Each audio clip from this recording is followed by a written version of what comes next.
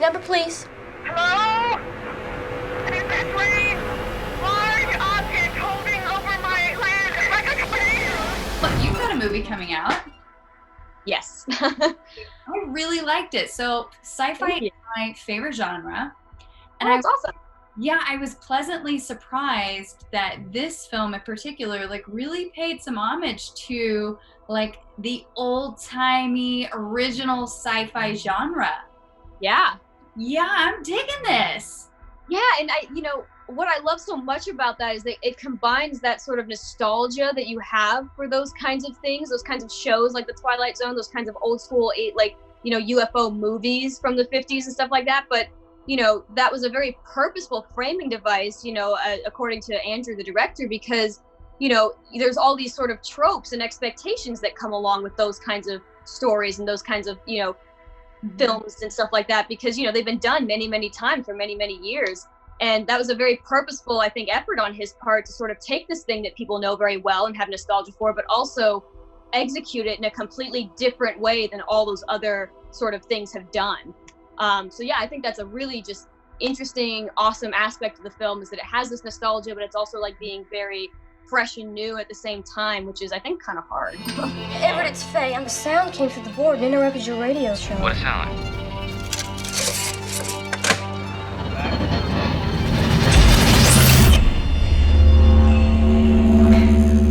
What's going on, Everett?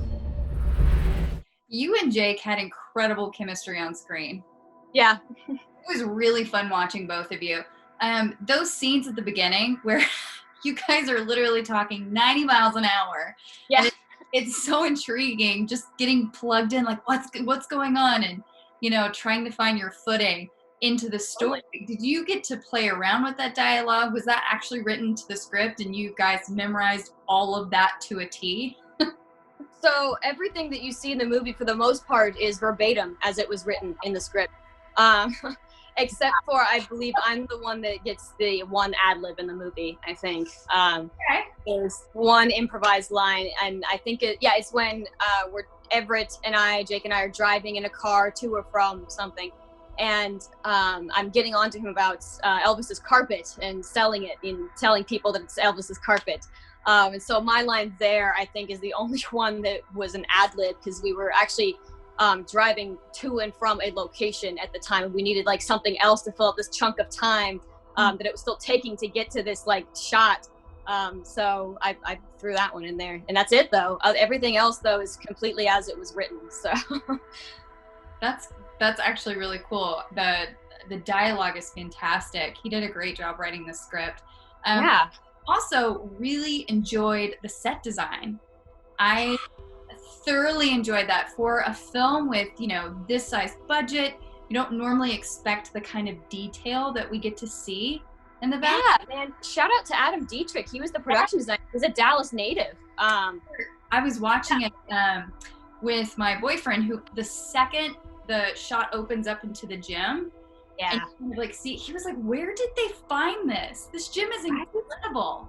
Yeah, and then as the film progresses, you in the switchboard room, I was like, this is, every little detail. It was so incredible.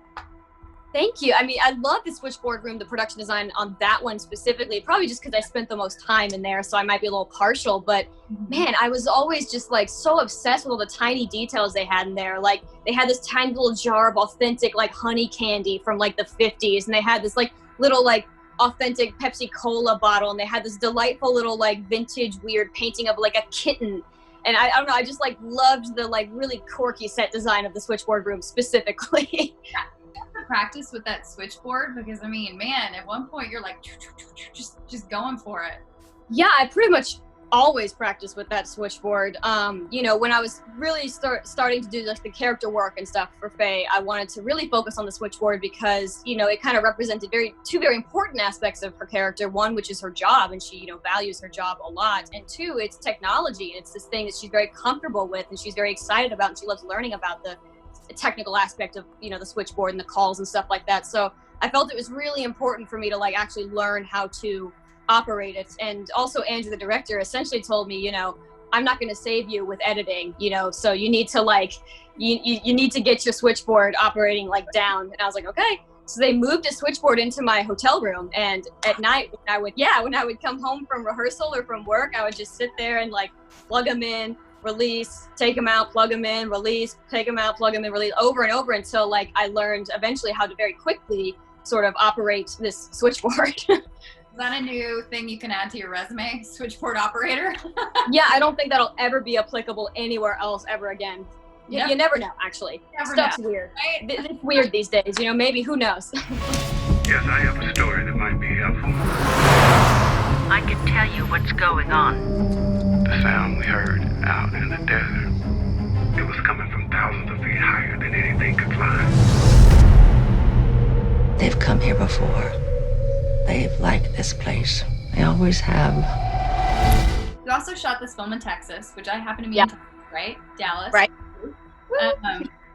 Talk to me about shooting in Texas, because we have some incredible production people here, some really talented filmmakers, but not a lot of people think of Texas when they think of film and like movie productions. Yeah, well, you know, I'm pretty familiar with Texas. My mother's a Texan. I have a lot of relatives in Texas still, actually Dallas area. So I was already pretty familiar with Texas before we shot there. But, you know, one of the things that like most impressed me was the crew. You know, the crew was, you know, they were all pretty much local Texas, and everyone was like so down to be, you know, creative, and everyone was down to hustle and work hard, and everyone seemed really happy to be there, just to be, you know, working. And I don't know, everyone was like so friendly. I made a lot of friends on this shoot that I still talk to like today. I couldn't speak higher of the crew and stuff that we worked with in Texas, because they were, like I said, just like always just so down to like work really hard. I never heard people like, you know, complaining or like, you know, getting sort of like cranky or anything like that. Or if they did, I don't know, it was like unbeknownst to me, because everyone seemed really like happy to be there, be working, be collaborating, be, you know, just in it, you know. I guess it was like it was a pretty small crew, so we were all pretty, you know, familiar with each other and stuff like that, but it felt like a big family. It was wonderful. Did you have a favorite location to shoot in? Because there's some really cool, like you're talking about the switchboard room, there's some just really cool environments in this film.